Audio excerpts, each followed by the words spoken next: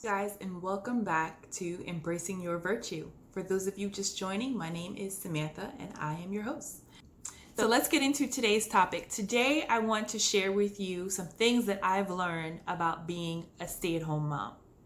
Right? So before I was a stay at home mom, I had one kid, the second was on the way, and I just had all these kind of ideas about what life would be like. And for those of you who've made the transition from working to stay at home, you probably know it wasn't what you expected.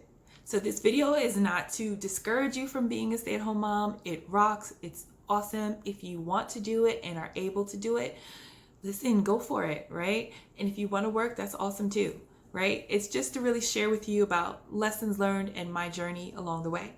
And maybe this will help you to just manage your expectations if you're thinking about doing so in the future. So, first thing that I realized as being a stay at home mom, I thought that staying home with my 2 and then 3 kids would be easier than working at my job. Man, was I wrong. I don't know why I thought that, right? Like at work, right? And I used to work in HR, corporate finance, right? At work, there's like a return on your investment, right? Like you put in the work, you see the results, right? There's a formula, there's processes, there's procedures, right? There's order.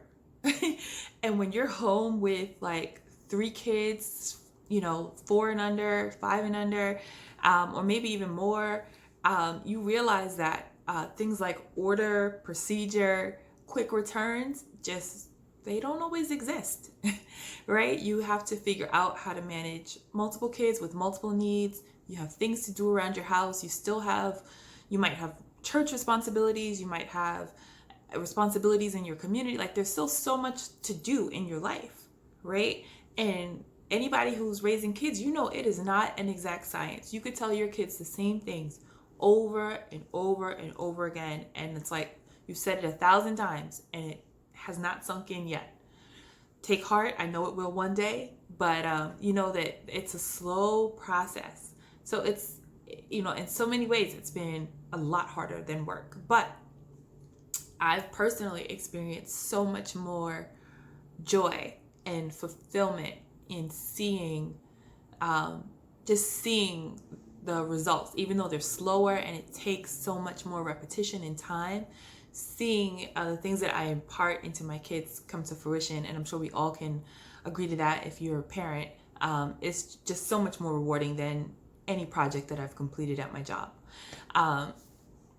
So that's kind of like the first thing that I've learned. Another thing, I thought I would have time, right? Time for, I don't know, everything, right? And you quickly realize that like, no, like the investment that you have to put into your kids, it's like full time. And I don't know about you, but when I was working, right, like you try to clean up the house, you do your little like spot surface cleaning, organizing, and there's always these projects in your head that you think like, I want to get to, like, oh, I want to organize this, I want to redo that. And I was like, oh, I'm home, I'm going to be able to do it all now, right? I'm going to organize these shelves, I'm going to repaint these cabinets, I'm going to live on my HGTV dreams.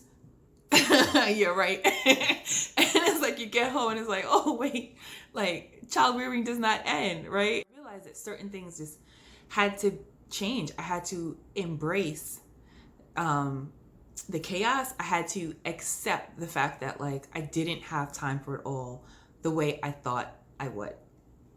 Something else that I've kind of figured out not even along the way, it took me a couple years before I was really actually able to kind of name what was going on for me. And that was all of these challenges and issues around my identity. I didn't realize how much of my identity was built around performance, right? Like doing well in school, doing well at work, being able once again to see results, to see like, yeah, I did a good job on that, or I got it done, right? I don't know why getting it done is a big deal for me. And so like being in a role where there's so many variables, there's so many unknowns, like just full-time dealing with kids, like I didn't realize how much that would impact my identity and my value. And I had to really kind of unlearn some things, right? Like especially with kids. I always, when I was working and like I saw some things in my son that I thought like he was behind on, and I always said like, oh, it's probably the daycare. Like they just have him sitting around, they're not doing nothing with him, right? And then I'm like, so I'm home now. So now he's gonna be like baby Einstein, right? And he still had these developmental delays. And they were not a result of anything that I did, anything that the daycare did. Like sometimes like people just have these things, and that's okay. And he's an awesome kid and he's doing wonderful now. But he still just needed additional help. And I just thought like, man, I'm home. Like I should be able to fix all the things that I couldn't fix while I was working.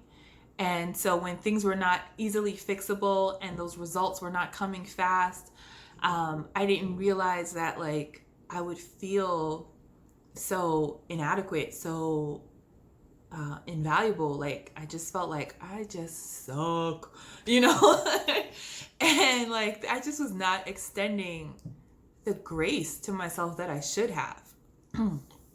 And it was starting to just impact my overall kind of self-identity, right? But I need to remember who I am in Christ, that I am loved, I am valued, not because of anything that I do, but because of who God is, because he is loving and he's made me in his image, and he loves me, he values me, before I even did anything, he knew me, right? And like, that's enough. And that God allows us to be, or I'll just say it like this, like, God allows our imperfections so that he can show just how much more perfect he is, right? Like his strength is made perfect in our weakness. And so I've learned that like, I don't have to have it all together. I don't have to know how to do it all. I can go to God and God can provide, right? Whether it's supernatural, whether it's through people, it's through speech therapists, it's through whatever. And, my inability to be superwoman, super wife, super mom, right? Like Proverbs 31, she got it all. And I'm sure she had her things too, right? Like she's not perfect because no one is, right? But just kind of breaking down this like idea of who I thought I would be as a stay-at-home mom, or even what I like, where I put my worth. And it's not in what I do. It's not in what I accomplish. It's simply because God is, right? And because of who he is and what he's done for us and his love for me, like that's where my value lies, right? So that's another lesson I've learned. So another thing that like surprised me, like, man, the power dynamics in marriage. Like, I believe in the Bible and what it says that, the man is the head of the house, right? Women should submit to their husbands. It also says to men are supposed to love their wives sacrificially to the point of death, right? Like you may be familiar with all those concepts, right? But I also believe that like, even though our roles are different and there's a structure and order to family, that I believe that we are equally valued, right? And that our voices are equally valued and all those things. And my husband does too. But somehow when I stopped earning money, I became like terribly power insecure, right? Like I started to become like a little paranoid, like towards my husband and thinking like, oh, like, why? Because I'm not making money? You think you get to make all the decisions? Like, and he was not even doing anything different than we were doing before. But in my mind, that was the case because I needed to renew my mind, right? Romans 12:2, like, do not be conformed to this world, but be transformed by the renewing of your mind, that you may prove that good, acceptable, and perfect will of God, right?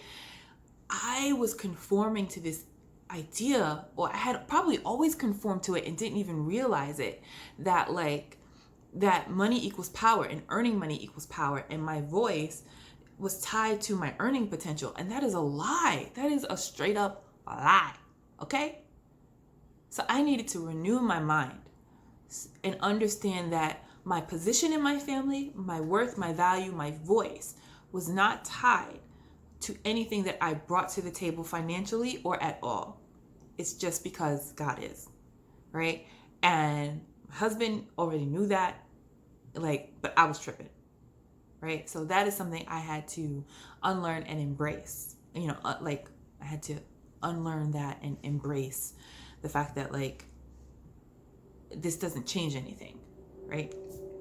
So I hope that was clear. Sorry, I feel like I'm all over the place. But and then lastly, I had some resentment towards my husband because I was home with these kids, man, all day. Only songs I was listening to was Wheels on the Bus. Only books I was reading was Brown Bear, and I was alone, especially in the winter where you can't even go to parks and try to socialize with other parents and nannies. And I was beginning to be resentful of the fact that he was working and he was still serving in church. And I'm like, oh, you talk to people, you think you all that? I never said that, but that's what I thought, right?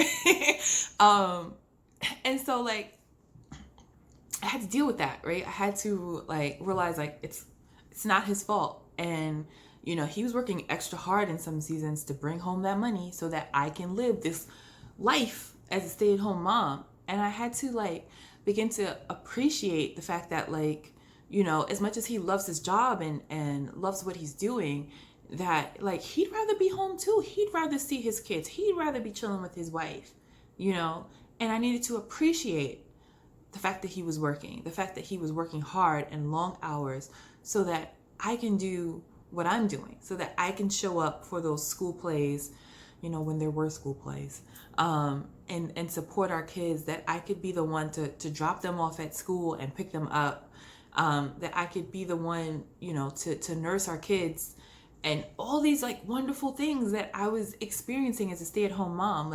I needed to appreciate the fact that he was sacrificing too, that it came at a cost to him.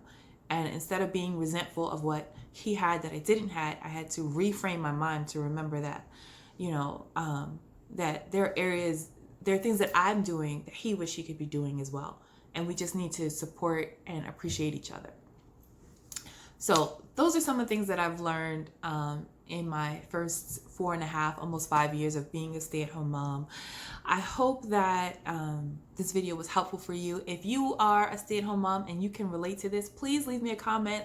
Let me know what part of this video resonated with you, or maybe lessons that you've learned along the way that I didn't cover. And I hope you guys stay tuned for future videos. Please like this if you did. Subscribe if you haven't done so already. Check out my website, embracingyourvirtue.com. You can you can go there to take a look at my blogs. You can go there to take a look at some recommended books and resources that I have. And I'll see you guys soon. All right? Grace and peace. Love you guys. Bye.